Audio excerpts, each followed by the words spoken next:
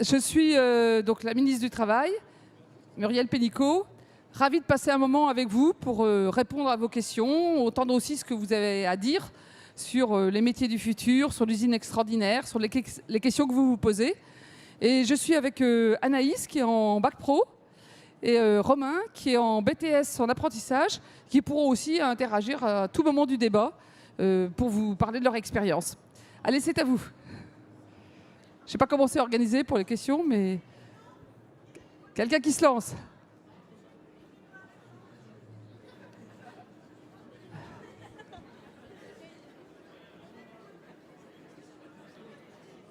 Bon, le temps que vous repreniez vos esprits, je vais demander peut-être à Anaïs puis à Romain de dire un mot sur pourquoi ils ont choisi la formation dans laquelle ils sont. Donc moi j'ai choisi suite à un travail en fait dans une papeterie et ça m'a intéressé parce que de base ce n'était pas du tout mon plan de carrière et du coup je me suis dit pourquoi pas vu que j'étais pas très à l'aise où j'étais avant, donc pourquoi pas me lancer dans l'industrie. Et c'est quel bac pro? Je fais un bac pro technicien d'usinage. D'accord. Et dans votre famille, il y avait des gens qui étaient dans l'industrie? Mon père est ouvrier dans la papeterie où j'ai fait mon job d'été. D'accord. Donc ça vous a permis de connaître un peu le monde de l'industrie, quoi. C'est ça. Ah. Et Romain, c'est quel BTS? CPRP, donc conception de processus et réalisation de produits. Bon, là, je pense qu'il va falloir expliquer ce que c'est. Moi, je sais ce que c'est, mais je pense que pour beaucoup, c'est un petit peu du chinois. C'est très simple, c'est la suite du bac à Anaïs. On est plus basé sur les bureaux, les méthodes, la conception de pièces et autres. Voilà. Donc dans la visite, si vous avez fait la visite de l'usine, c'est le bureau et méthode. Et là, Voilà. Ça serait plutôt à la production. Ouais, c'est ça. Voilà. Est-ce que vous êtes prêts pour les questions? Il y a un micro, il y a comment ça se passe? Bonjour. Oui, c'est bon. On m'entend. Donc je voulais poser une question. Oui, donc je m'appelle Sébastien Martin, je suis en EPF, à l'EPF, à l'école d'ingénieur, donc spécialisation en automobile. Et j'avais une question toute bête, c'est comment expliquer que ceux qui cherchent du travail sont souvent bloqués dans leur recherche et que du fait ne trouvent pas de travail en fait et restent au chômage pendant indéfiniment, quoi. Alors, il y a plusieurs raisons pour lesquelles il y a à la fois plein d'emplois. On cherche en ce moment en France 300 000, 400 000 personnes. Et dans l'industrie, par exemple, on en cherche beaucoup. Et en même temps, il y a effectivement 2 millions de personnes au chômage. Il y a plusieurs raisons, mais la première raison, c'est qu'il y a plein de métiers qui recrutent, mais que les gens ne connaissent pas. C'est un peu le but d'ailleurs de l'usine extraordinaire ici. La plupart, tiens, on va faire un petit test. Combien d'entre vous ont un de vos deux parents qui travaille dans l'industrie? Levez la main. Voilà. Bon, les autres, vous n'avez pas tellement de raison de connaître ce que c'est que l'industrie. Donc, vous n'allez pas postuler ou dans quelques années pour les formations, pour l'apprentissage ou pour les métiers. Donc, on a énormément d'emplois où les gens ne connaissent pas. C'est pour ça que dans la réforme de l'apprentissage que j'ai passée au Parlement cet été, et avec Jean-Michel Blanquer, on a prévu que tous les jeunes de la 4e à la 1re, donc beaucoup d'entre vous, chaque année, vous allez avoir 54 heures de découvrir des métiers. Parce que vous ne pouvez pas connaître tous les métiers de la Terre, et vos profs non plus, vos conseillers d'orientation non plus, vos parents non plus. Et donc, il faut que vous puissiez rencontrer des professionnels qui vous expliquent les métiers, comme ici. Par exemple, ça, une journée comme aujourd'hui, ça fait partie de cette découverte des métiers. Donc ça, c'est une des premières raisons. C'est qu'on a, comme on dit, un écart entre l'offre et la demande, c'est-à-dire entre les qualifications qui sont demandées dans la construction, dans le bâtiment, dans les services aux personnes, et puis les diplômes qu'ont les jeunes ou les demandeurs d'emploi. C'est pour ça qu'on met le paquet sur la formation, sur l'apprentissage, où on peut aller du CAP à l'ingénieur en apprentissage. Et puis, on a un grand plan d'investissement dans les compétences. C'est Jean-Marie Marx qui dirige ça et là. C'est lui qui a des lunettes. Et on va permettre de faire des formations pour 1 million de jeunes qui voudraient aller vers des métiers qu'ils ne connaissent pas forcément, mais qui sont prêts à se former. Sachant que, par exemple, dans l'industrie, c'est quasiment tous du CDI, c'est bien payé, donc c'est vraiment des bons jobs. Mais la plupart des jeunes ou des demandeurs d'emploi ne connaissent pas. Et c'est à ça que sert des choses comme l'usine extraordinaire. Après, il y a des sujets de mobilité, puisqu'on n'habite pas toujours à l'endroit où il y a de l'emploi. Ça, c'est un autre sujet. Et puis après, il y a des règles qui n'encouragent pas toujours non plus à prendre un emploi, mais ça, c'est un autre sujet qu'on va traiter aussi. Oui. Il vous faut un micro. Bonjour. Bonjour. Ça fait la deuxième conférence auquel j'assiste avec le groupe de jeunes que j'accompagne. Et c'est la deuxième fois là, que j'entends c'est bien payé. Qu'est-ce que ça veut dire bien payé pour vous? Je crois que pas mal de jeunes se posent la question du bien payé et n'ont pas la notion, on n'a pas tous la même notion de bien payé. Ce que je veux dire, c'est que dans la plupart des industries, c'est plus que le SMIC, c'est plus que la moyenne, donc que le démarrage dans beaucoup d'autres secteurs. Demandez-leur, là, il y a plein d'industriels qui sont là, en train de présenter leur métier. Demandez-leur les niveaux d'embauche au départ, parce que ça dépend des métiers, il n'y a pas de règle générale. Mais par rapport à d'autres emplois, ça fait partie plutôt des secteurs qui, et notamment, recrutent en contrat à durée indéterminée, ce qui quand même permet de se lancer dans la vie. Parce qu'avec un de mes soucis, c'est qu'aujourd'hui, on a beaucoup trop de... On impose aux jeunes beaucoup de CDD, beaucoup de travail intérimaire. Un CDD sur 2, c'est un jeune de moins de 30 ans qui l'a. Et c'est vrai que pour se lancer dans la vie, prendre un emprunt, avoir un logement, se lancer, c'est quand même difficile. Et là, l'industrie fait partie des secteurs qui recrutent de façon pérenne, parce que ça demande des qualifications. Et il y a beaucoup de capacités de promotion interne dans l'entreprise. Le jour où vous en serez à regarder un emploi, regardez évidemment le salaire d'embauche, l'intérêt du métier, l'intérêt du secteur, l'industrie, ou le bâtiment, ou le service aux personnes, ou le technico, ou l'animateur socio-sportif. Enfin, l'intérêt pour vous, qui correspond à vos goûts. Mais regardez aussi les possibilités de promotion. Il y a beaucoup de secteurs où en plus on commence par un métier, mais on peut continuer et de plus en plus on se formera toute la vie. Donc on peut aussi avoir des capacités de promotion. Ce que je veux dire, c'est que dans l'attractivité, il y a le salaire d'embauche, ça dépend des secteurs, mais demandez-leur, hein. Tous les industriels vous diront, interrogez-les là-dessus, je pense que ça sera intéressant. Et n'oubliez pas que dans la formation d'apprentissage, vous êtes formé et en même temps vous avez déjà une rémunération, ce qui permet aussi qui peut aider à faire des études longues tout en étant rémunéré, puisqu'on prépare les mêmes diplômes en ayant en plus une expérience et une rémunération. Deuxième question, pardon, parce que j'avais le micro, mais je vais laisser la personne parler. Une autre question pour varier. Il y a devant, madame, et puis monsieur derrière. Les questions sont de ce côté-là. Ah oui, là-bas. Bonjour. Bonjour. C'est après. Si on cherche à promouvoir l'industrie... On a 2 questions à la fois. Bon, on prendra les 2, dans l'ordre. Si on cherche à promouvoir l'industrie, mais pourquoi les entreprises délocalisent leur production à l'étranger? Alors, on a connu une vague importante de délocalisation dans le passé. On a perdu en France 1 million d'emplois depuis 15 ans dans le secteur industriel. Il y a eu une grande vague où la délocalisation, c'est parce que c'était... il y a beaucoup d'industries qui ont délocalisé parce que c'était à plus bas coût. On produisait à plus bas coût. Pour pouvoir vendre un produit, si vous achetez un smartphone, vous avez envie de l'acheter pas trop cher. Et du coup, l'industriel il va te dire où est-ce que je peux le produire et que ça soit moins cher pour qu'il puisse aussi le mettre sur le marché à un prix pas trop cher. C'est là où c'est compliqué parce que comme citoyen, comme consommateur, on voudrait que tous les produits soient pas chers, mais pour les produire, il faut voir les coûts de production.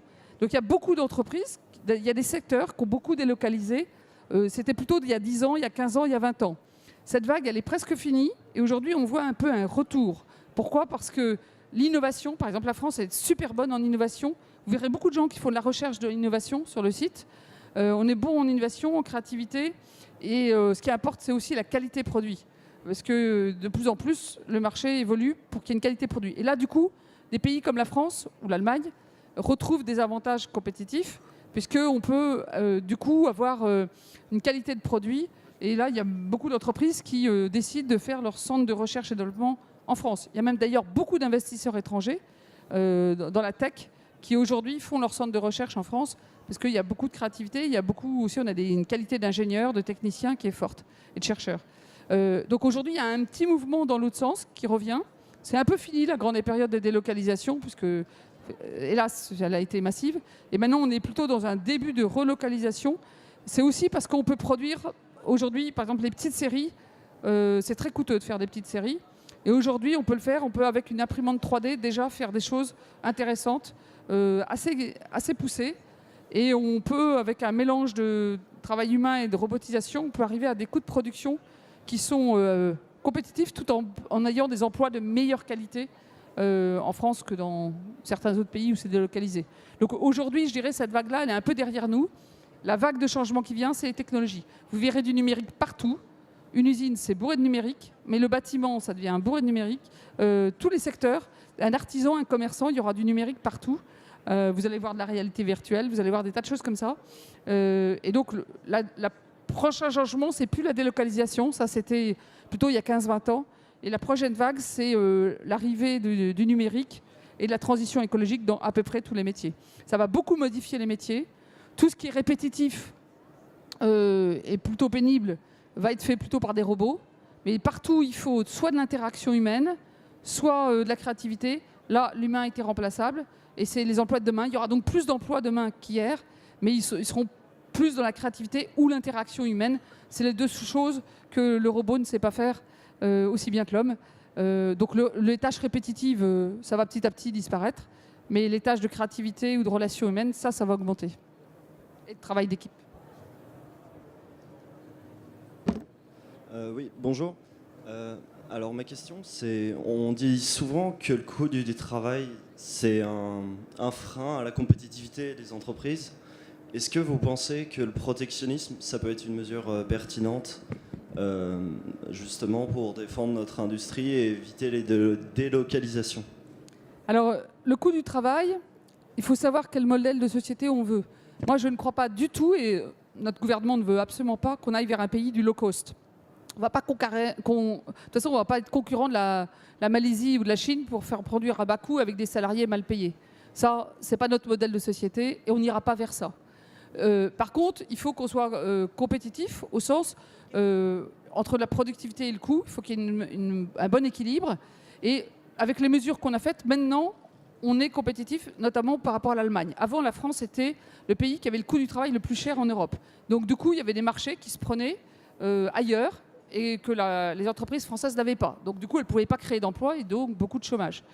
Maintenant, on a abaissé le coût du travail et notamment, on supprime les cotisations patronales et salariales autour du SMIC. Ça veut dire que ça fait plus de pouvoir d'achat pour le salarié parce qu'il ne paye pas de cotisations. On ne lui retient pas les cotisations maladie ou chômage sur sa feuille de paye.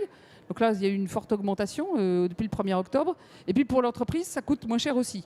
Bon, tout ça, il faut que quelqu'un le paye parce que ces charges, elles sont payées, elles servent à payer les hôpitaux, les écoles, les routes, la sécurité, la police. Donc c'est quand même l'impôt. Mais on a décidé que sur ce sujet-là, c'est plutôt à l'impôt de payer. Donc en coût du travail aujourd'hui, compte tenu qu'en France on est productif, on est équivalent, voire un petit peu mieux que l'Allemagne. Le coût du travail reste moindre en Espagne ou en Italie, mais on considère que nous, on peut apporter plus de valeur ajoutée. C'est un peu notre modèle de société, c'est d'être plutôt dans la créativité, dans l'innovation, dans la qualité, et que c'est plus là qu'on veut gagner des parts de marché qu'en étant en bas coût du travail. Alors le protectionnisme, je crois que c'est le mirage absolu, parce que énormément de notre production, de nos emplois en France, sont liés au fait qu'on peut exporter.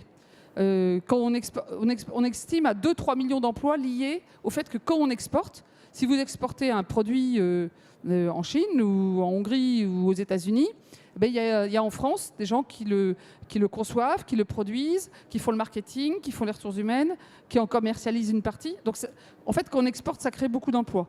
Si vous faites le protectionnisme, les autres pays vont faire pareil. C'est-à-dire nous, si on se ferme, ils se ferment. Donc on ferme plein de débouchés, donc plein d'emplois. Et puis si on se ferme, et on a beaucoup d'investissements étrangers en France, ils représentent 2 millions d'emplois. Et bien ces 2 millions d'emplois, ils vont disparaître. Si on se ferme, ils partiront. Et d'ailleurs, c'est ce qu'on voit en ce moment avec le Brexit, parce que le Brexit, c'est une sorte de protectionnisme, où la Royaume-Uni va se retirer de l'Europe. Ils sont en train de perdre massivement des emplois. Et notamment, j'étais hier aux États de la France, où il y a tous les gens des affaires qui disaient « on est tous en train de se repatrier sur la France ou l'Allemagne, parce qu'on ne peut plus continuer à produire au Royaume-Uni, parce qu'il y aura des taxes, douanières, on ne pourra pas avoir la libre circulation des personnes, on ne trouvera pas les talents. Donc en fait, si on était protectionniste, on perdrait, je suis persuadée qu'on perdrait des millions d'emplois. Et ça, le Brexit, malheureusement, va le montrer, malheureusement pour nos amis britanniques, c'est pas bien pour l'Europe non plus, mais ça commence à être... si vous connaissez des jeunes britanniques, il y en a plein qui se disent qu'il va falloir qu'on quitte le Royaume-Uni, parce qu'on n'aura jamais de travail dans un pays qui se referme sur lui. Et malheureusement, je crains qu'ils fassent la démonstration que c'est vrai. Je crains pour eux parce que, voilà, in fine, c'est jamais profitable que d'autres soient dans la mouise, surtout au sein de l'Europe. Mais je crois que le protectionnisme, c'est l'illusion. Parce que, regardez, si on regarde les vêtements que vous avez, les appareils électroniques que vous avez, tout ça, c'est importé. Vous faites du protectionnisme, les taxes augmentent. Tout va doubler, comme prix. Tous les produits qui sont importés vont doubler. Et on aura moins d'emplois parce qu'on pourra moins exporter. Donc, ça a l'air de protéger, c'est une fausse protection qui emmène droit dans le mur vers un chômage accru. Et je crois que ça, regardez bien ce qui se passe au Royaume-Uni, ça va être hélas la démonstration. Attends. Oui, bonjour. J'ai une question sur l'emploi. Donc vous dites, et tout le monde dit que l'industrie recrute beaucoup, des ingénieurs, des techniciens, et notamment sur les techniciens. C'est un profil qui devient de plus en plus pénurique. Les étudiants, il y en a de moins en moins qui sortent à ce niveau-là et qui continuent plutôt vers un bac+5. Est-ce que, selon vous, c'est un problème ? Et si oui, est-ce que vous avez prévu de faire quelque chose sur ce sujet ? Vous avez raison. Aujourd'hui, l'industrie et de façon générale, les entreprises françaises recrutent. Il y a beaucoup de besoins au niveau, CAP aussi, parce qu'on cherche des soudeurs, on cherche des forgeurs, on cherche plein de métiers. Beaucoup au niveau bac pro, énormément au niveau BTS et DUT. Et au niveau ingénieur, il en faudra quand même beaucoup plus demain. Enfin, en gros, il y a de la place pour tous. Mais c'est vrai, vous avez raison. Le niveau BTS et DUT a longtemps été considéré juste comme un tremplin pour continuer vers le master ou l'ingénieur. Et c'est très bien qu'on puisse le faire. Mais si tout le monde le fait, résultat, dans le passé, parfois on a pris que des mentions très bien pour aller vers le DUT et BTS. Et puis ceux qui auraient voulu être techniciens, ils n'ont pas pu entrer dans les DUT ou les BTS. Ça, c'est ce qu'on est en train de corriger pour qu'il y ait de la place pour tous. Le BTS, DUT peut être la marche intermédiaire pour aller vers le master ou l'ingénieur, mais il doit pouvoir aussi être en soi une capacité à aller vers le milieu du travail après. À un niveau technicien, on a des responsabilités importantes, on peut être chef de production, et puis après, en formation continue, on peut continuer les études, on peut les différer. Donc je crois qu'il ne faut pas hésiter, ça dépend un peu des goûts de chacun. Quelquefois, c'est mieux de faire par étapes. Et puis pour d'autres, et d'aller directement après un BTS travailler, vous aurez du travail comme vous voulez, et vous aurez des capacités de promotion interne. Et puis pour d'autres, ils veulent aller faire une approche plus théorique. Bon, mais si on a plus envie d'être quand même dans quelque chose qui est plus dans la pratique, le niveau BTS et DUT, c'est bien. Donc on ouvre des places en BTS, DUT, et notamment, et on est en train d'en ouvrir beaucoup par l'apprentissage aussi. Parce que l'avantage de l'apprentissage, c'est que vous avez en même temps l'expérience et le diplôme. Et ça, c'est une voie royale pour aller travailler. Mais ne vous dites pas, parce que c'est plus vrai à votre génération, qu'une fois que vous avez commencé à travailler, vous ne pourrez plus progresser. Vous pourrez continuer à vous former toute votre vie, parce que de toute façon, les métiers vont évoluer tout le temps. Et on a mis en place des systèmes qui vont permettre d'évoluer tout au long de sa vie. Oui, bonjour. Et je voudrais savoir aussi par rapport aux jeunes qui ont quitté le milieu scolaire par rapport à une mauvaise orientation ou autre, quelles formations ont été mises en place pour cela en fait ? Vous avez raison, il y a énormément de jeunes qui, soit parce qu'ils n'aimaient pas l'école, soit parce qu'ils sont fâchés avec l'école, soit parce qu'ils avaient des problèmes par ailleurs et que ça a rejailli. Enfin bon, il y a beaucoup de jeunes qui ont décroché de l'école, soit pendant l'école, soit juste après l'école. Et qui se posent la question de leur futur. Alors pour ça, on fait deux choses. La première, effectivement, pour qu'ils puissent, ceux qui veulent aller vers un métier choisi, parce que je l'avais dit, il faut faire quelque chose qu'on aime.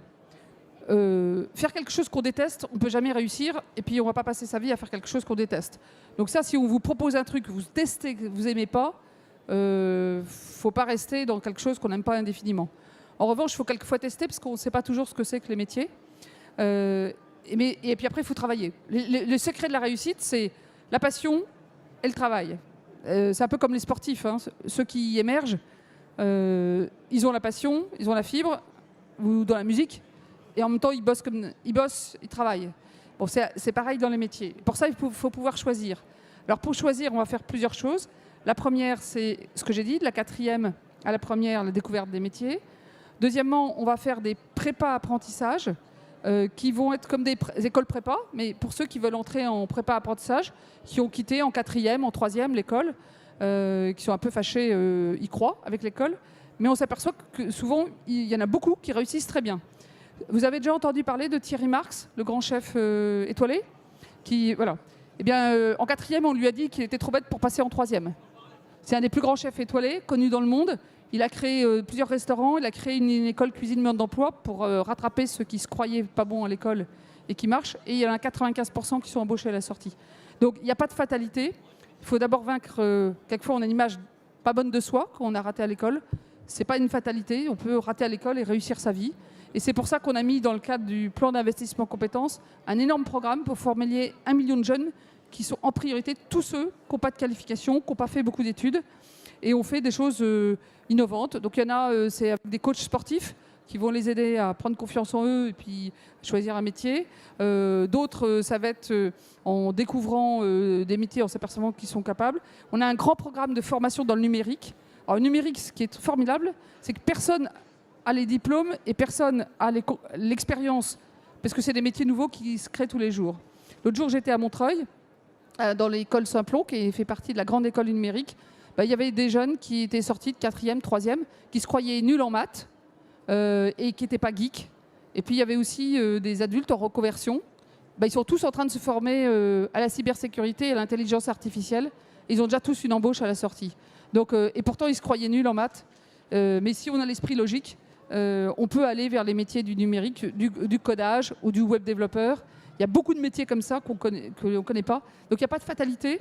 Et il faut aller voir la mission locale qui va pouvoir parler de tous ces programmes qu'on met en place pour ces jeunes.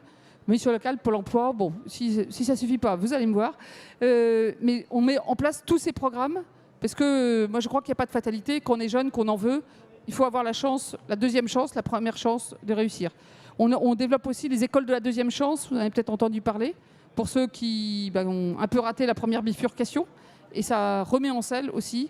Il y a les épides, enfin il y a toute une série de moyens de se former. Et donc il ne faut pas hésiter. Par contre, il faut aller vers la formation. Parce que prendre que des petits boulots, mal payés, le problème c'est comment on s'en sort. Alors ça peut aller un petit boulot mal payé, c'est pratique pour avoir de la pointe, c'est très bien on a point, mais ça ne peut pas faire une vie. Enfin, c'est pas... Et donc il ne faut pas hésiter à se dire, bon, j'ai pas aimé l'école, mais il y a d'autres formes de formation. Et celle-là, on est en train d'ouvrir grandes ces portes, il y aura beaucoup d'opportunités. Ce côté-là? Non? Tout le monde est de ce côté-là. Alors, bonjour. Alors, en fait, moi, j'avais juste une question. En fait, tout d'abord, par rapport à... En fait, vous avez parlé de l'apprentissage tout à l'heure. Et donc, en fait, je voulais revenir par rapport à ça, donc, sur tout ce qui est apprentissage en alternance, en fait, parce que j'en ai fait pendant 1 an. Et en fait, il y a quelques problèmes qui, pour moi, sont très présents et qui pénalisent en fait, beaucoup de gens et qui, pour moi, ne sont pas du tout pris en compte.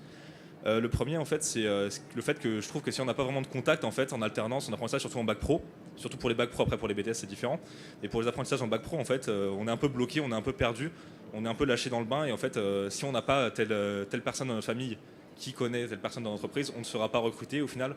Et j'en ai vu beaucoup, c'est-à-dire qu'au final, à la fin de l'année de seconde pro, au final, il restait 1 personne sur 3 dans la classe qui avait réussi à trouver une entreprise. Et le reste, au final, était encore une fois changé. Et au final, ça fait qu'il y a des gens de 20 ans en bac pro. Et c'est assez compliqué. Et aussi, autre chose par rapport à ça, c'est-à-dire qu'il n'y a pas forcément tous les bacs pro, vu que c'est assez spécialisé, il n'y a pas forcément quelqu'un qui va vouloir tel bac pro. Des fois, ça va être très surchargé, il va devoir attendre 1 ou 2 ans avant de pouvoir l'avoir. Et des fois, ça ne va pas du tout être à côté de chez lui, ça va pas être sur son secteur. Et du coup, il ne pourra jamais le faire au final, à moins de déménager. Et s'il n'a pas les moyens de le faire, il ne pourra jamais excéder en fait. Et du coup, je trouvais que c'était un peu un problème et j'aurais voulu savoir ce que vous en pensiez de ça. Voilà. Merci. Alors, pour aider les jeunes à aller vers l'apprentissage, qui est une voie de réussite, il y a 7 sur 10 qui sont en embauche durable à la sortie. On peut aller du CAP à l'ingénieur, enfin, c'est une voie de réussite formidable. D'abord, on ouvre beaucoup de places, on va ouvrir beaucoup de places parce qu'il y a beaucoup de demandes, avec les industriels, avec les artisans qui s'engagent à le faire. Et puis, il y a plusieurs choses qu'on fait. Tous les apprentis auront à partir du 1er janvier 2019 une aide de 500 € pour passer le permis. Comme on négocie collectivement, ça fait à peu près la moitié du permis. Parce que je pense que quand on est un apprenti, on conduit sa vie finalement. On est à la fois en formation et puis c'est déjà un contrat de travail. C'est bien de pouvoir conduire aussi tout court. Deuxièmement, on a augmenté les rémunérations des apprentis. Troisièmement, on pourra faire la durée de l'apprentissage en fonction du niveau du jeune. Donc quelqu'un qui a des difficultés, peut-être qu'il faut mieux qu'il fasse son diplôme en 3 ans que le rater en 2 ans. Par contre, on a de plus en plus de jeunes qui ont fait 2-3 ans d'université, qui disent mais finalement moi je voulais être pâtissier ou je voulais aller dans la maintenance industrielle, j'ai jamais osé le faire, je vais le faire. On va leur faire un circuit rapide, parce que c'est pas la peine qu'ils refassent la formation générale. Donc on pourra faire aussi le contrat en 6 mois ou 12 mois au lieu de 2 ans. Donc ça s'adapte. Après, il y a le sujet du réseau et de l'offre. Le réseau, oui, aujourd'hui, c'est un peu comme pour les stages 3e. C'est un peu beaucoup les parents, mais sauf que les parents, ils n'ont pas tous, tout le monde n'est pas égal devant les réseaux qu'on a. Donc c'est pas facile de trouver des entreprises. Donc pour le stage de 3e, on est en train de créer une plateforme de stage de 3e où les entreprises déposent leur offre et tous les jeunes peuvent aller. Donc c'est pas simplement parce que vous avez quelqu'un dans la famille que vous pouvez vous trouver votre stage. Et pour l'apprentissage, on va faire pareil avec les régions, à faire des bourses offre-demande, parce que nous, on voit tous les jours des entreprises qui cherchent des apprentis et tous les jours des jeunes qui cherchent une entreprise. Mais la jonction entre les deux, souvent n'est pas faite. Et donc on va faire des plateformes Internet, puis on fait aussi beaucoup de speed dating pour ça. Donc ça fait partie des voies d'amélioration dans la réforme en 2019. Mais vous avez raison, c'est un sujet qu'on prend à bras-le-corps et qu'on va nettement améliorer l'année prochaine. Sur l'éloignement, oui, toutes les formations n'existent pas partout. Ça, c'est vrai. Alors, il y a 2 solutions. D'abord, c'est aller regarder les formations sur des métiers qui se ressemblent. Parce qu'il y a beaucoup de bac pro, par exemple, vous l'avez dit. Mais parfois, c'est pas le même bac pro, mais ça ressemble quand même pas mal. Donc ça, il ne faut pas hésiter à regarder autour. Puis deuxièmement, avec Jean-Michel Blanquer, on est aussi en train de développer les capacités d'internat, parce que parfois, il y a des formations assez spécialisées. Si vous voulez être verrier, il y a une formation en France. Bon, bah là, il n'y a pas de choix. Il faut aller le faire là où elle est. Et donc, au niveau CAP, on trouve ça facilement près de chez soi. Bac Pro un peu moins, et BTS, forcément, c'est très spécialisé, donc ils ne sont pas partout. Donc c'est un mélange d'aide à la mobilité et puis aussi d'internat. Après, effectivement, il faut être prêt. Donc si on n'est pas prêt, on continue un peu la formation plus générale et on y va après. C'est pour ça qu'il faut être sûr de son métier, que c'est bien d'avoir fait des stages avant pour être sûr que ça vaille la peine. Parce que pour aller en internat, il faut être sûr qu'on ne va pas craquer, il faut être sûr que c'est le métier qu'on veut faire. De ce côté-là, il n'y a pas de questions ? Non ? Ah, il faut que j'en aille. Eh bien, bonne visite et surtout, bonne chance dans vos projets.